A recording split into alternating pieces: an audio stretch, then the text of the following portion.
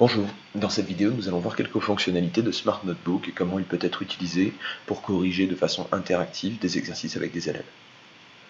Sur cet exercice, où on me demande de donner le signe du discriminant pour chaque fonction, j'ai préparé ici un certain nombre d'explications. Et le but, lorsque je vais être avec les élèves, c'est d'aller rapidement et de pouvoir en fait questionner les élèves pour que eux me donnent la solution et ensuite que je le fasse apparaître. Alors voilà une technique pour le faire par exemple. Donc sur cet outil, je décide de mettre des rectangles blancs, donc qui sont à la fois remplis de blanc avec une couleur blanche, et puis je peux cacher chacun des textes.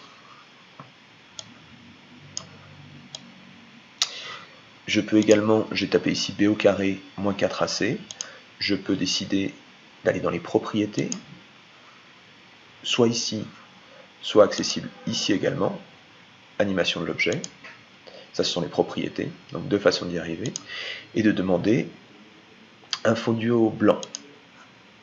Donc là, rien ne s'est passé, mais lorsque je vais changer de page, j'arrive ici sur une page où tout est caché. Je peux, vous voyez ici mon curseur qui change, je peux en cliquant sur ce delta égale b au carré moins 4ac le faire apparaître. Je peux sélectionner ces rectangles, je peux les faire glisser. Donc ce qui est efficace lorsque je veux montrer quelque chose petit à petit, des calculs par exemple. Donc ici par exemple, pas de racine, puis-je dire. Et donc quelle est la conclusion ou le contraire, delta est négatif, etc. Je peux le faire disparaître d'un coup, une fois que les élèves m'ont donné la réponse. Je peux ici par exemple, face à un tel calcul, de la même façon que je l'ai fait précédemment, cacher des éléments de correction. Donc j'ai ici inséré une correction qui est liée au livre du professeur. Et mettre ici étape par étape les choses que j'aimerais voir apparaître et les commenter avec les élèves. Donc voilà un exemple. Regardez ce que j'arrive à obtenir également. Alors les fractions, c'est simplement deux nombres que j'ai écrits l'un en dessous de l'autre, c'est très facile à manipuler. Donc ici, même principe, delta égale b au carré moins 4ac, donc b au carré est 6. Vous voyez, je le fais bouger petit à petit pour pouvoir, avec les élèves, commenter la solution. Donc, etc., etc. Ce type de préparation est très facile à faire lorsqu'on a quelque chose qui est déjà écrit. On peut très facilement annoter le dessin. Alors, par exemple, avec des flèches de couleur, avec des pointillés, des épaisseurs diverses, en disant ceci, attention, retenez-le bien par cœur. Donc, ici en venant dans les formes, voilà, retenez bien ceci par cœur. Je peux très facilement encadrer, donc même principe que précédemment. Cette fois-ci, c'est la couleur de ligne qui va être rouge. Donc très facile d'interagir avec les élèves, d'avoir préparé des choses à l'avance et même d'écrire à la volée. Puisque je peux toujours écrire, en cas de question, vous voyez, 2 facteur de x plus 1 égale. Il y a même des fonctionnalités dans le format qui me permettent de mettre des choses en exposant ou en indice. Donc si je retiens les raccourcis, ça me permet d'écrire directement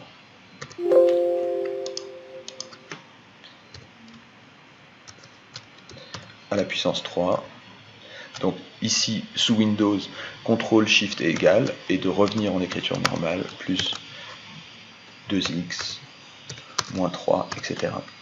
J'arrive même très facilement à illustrer des choses, vous voyez, avec des écritures de couleurs diverses, en mettant aussi, en rayant des choses sur les fractions, avec des traits de couleurs différentes.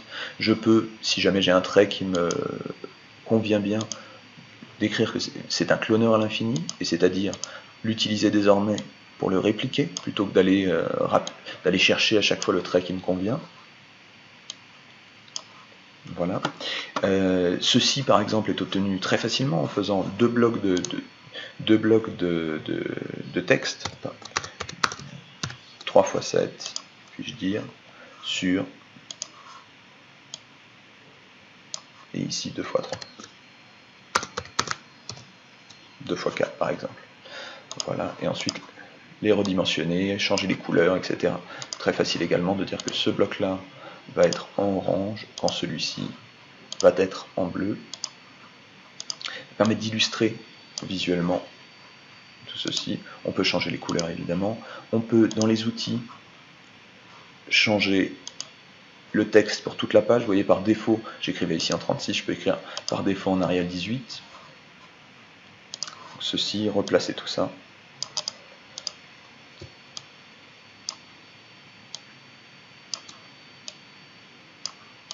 Voilà. Avec la possibilité également de maintenir ici sur le côté, je peux insérer du contenu qui m'est propre. Donc moi j'ai inséré un certain nombre de choses qui me permettent d'illustrer comme ça rapidement avec les élèves, plutôt que d'aller chercher dans les flèches, d'aller chercher la flèche à la bonne taille, etc. J'ai inséré par exemple des flèches qui me permettent d'illustrer le double produit, que je peux ensuite redimensionner. Comme vous le voyez ici, je les ai groupés, mais je peux les dégrouper. Je peux les dégrouper pour pouvoir les transformer toutes individuellement.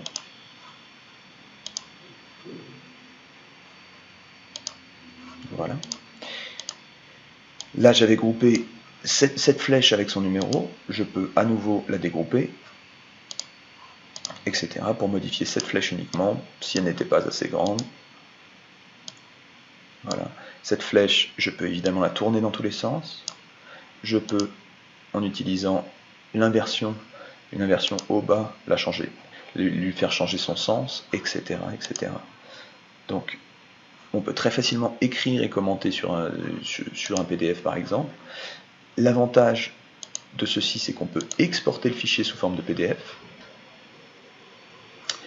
Moi personnellement, j'exporte sous forme de PDF. Alors ici vous voyez on exporte sous forme de petite mosaïque. Je peux enlever le titre qui en fait correspond au nom du notebook, qui ne m'intéresse pas, mettre sous forme de page entière.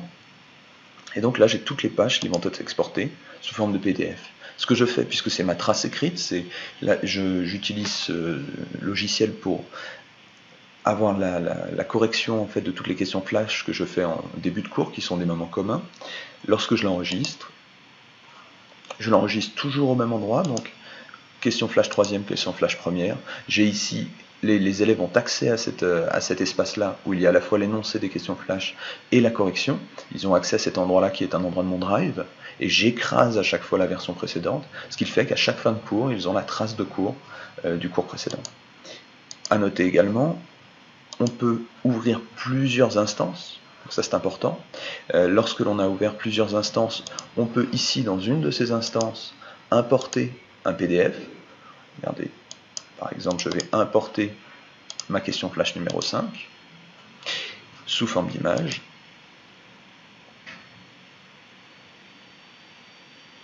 J'ai donc ici une question flash qui est apparue, c'est une image. Pour l'instant, vous voyez ici, elle est verrouillée, je peux la déverrouiller si je le souhaitais. La verrouiller à nouveau. Et je peux ici voir que c'est l'unique page que j'ai. Je peux choisir de la copier et l'intégrer dans un autre notebook. Donc, par exemple, ici, l'intégrer dans un nouveau, coller. Je colle la page que je viens de copier. Au niveau des fonctionnalités, je peux également faire apparaître des outils géométriques que je peux redimensionner, que je peux déplacer, un rapporteur, une équerre, etc. J'ai des fonctionnalités qui me permettent de cacher l'écran. Par exemple, cette fonctionnalité-là qui me permet d'ouvrir le tableau petit à petit ou de l'ouvrir également par le côté. Voilà. Ou ici. Voilà. J'ai quelque chose de similaire avec ce qu'on appelle le crayon magique. Si je vais ici chercher le crayon magique et que je trace plus ou moins un cercle, voilà, j'ai un cercle qui me permet de montrer seulement certaines choses.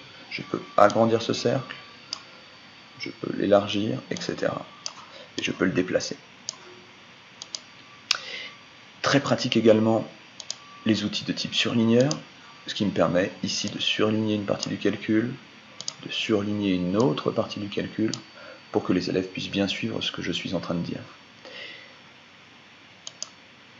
Donc de très nombreuses fonctionnalités, la possibilité, comme vous le voyez ici, de basculer entre un affichage page entière ou un affichage à la largeur de la page.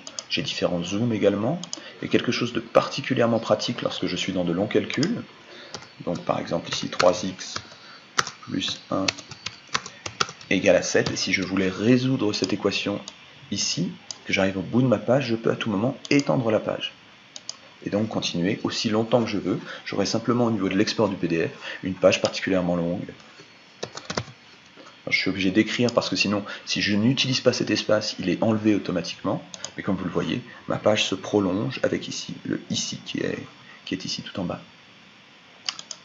Énormément de formes peuvent être créées. Donc pareil, lorsqu'on est ici, je peux très facilement créer une coche, la mettre en vert par exemple.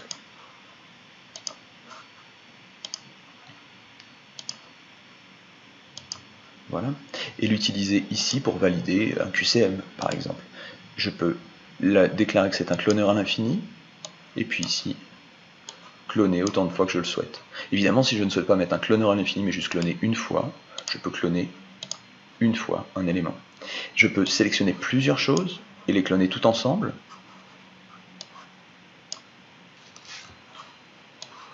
Comme ceci par exemple.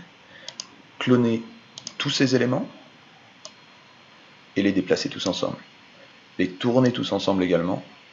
Les grouper pour tous les redimensionner. Les dégrouper pour pouvoir à nouveau les changer les uns après les autres. Lorsque je colle des choses, comme vous le voyez, je peux décider, ici par exemple, la coche est derrière, je peux au contraire décider qu'elle soit devant en changeant l'ordre, et qu'elle cache en partie mon résultat. Donc énormément de choses ici, avec, comme nous le voyons tout à l'heure, les animations, donc auxquelles vous pouvez aboutir en cliquant ici sur propriété, animation de l'objet. Il m'arrive également, lorsque j'ai besoin d'accéder à un GeoGebra par exemple, de faire une copie d'écran, d'insérer l'icône GeoGebra,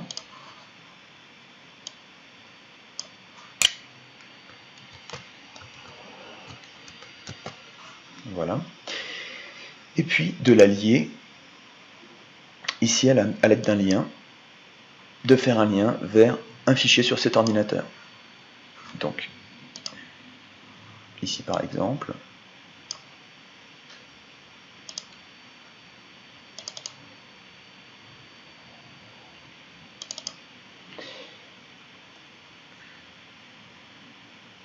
voilà, par exemple de le lier avec ça, de déclarer soit une petite icône d'angle qui va apparaître sous forme d'un trombone, soit dire que c'est tout l'objet, et donc je peux ici, en cliquant sur l'objet, ouvrir GeoGebra et arriver directement sur le fichier qui m'intéresse. S'il y avait besoin, il y a également la possibilité, parce que je suis dans les liens, de placer en fait le document comme une pièce jointe actuelle, pour être sûr qu'il soit intégré dans le notebook. Donc ici, je pourrais le mettre dans les pièces jointes, et puisque là, voilà, je pourrais le mettre dans les pièces jointes, et donc à tout moment, y avoir accès. Voilà pour les différentes fonctionnalités que vous pouvez avoir. Donc, comme vous voyez, modification, épaisseur des différents traits, modification des couleurs même personnalisées si vous en avez besoin, etc. Des formes diverses. Vous pouvez très facilement créer une flèche, par exemple, la rendre un petit peu plus jolie.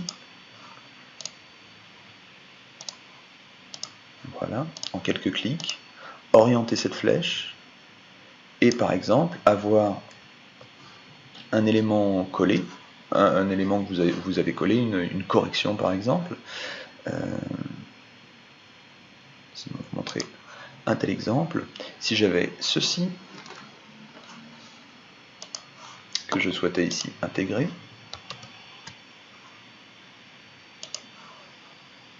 par exemple cet élément de solution, je viens coller ici. Je peux le réduire au besoin. Et je peux avoir préparé cet élément de correction. Vous voyez, je vais mettre ma flèche ici devant.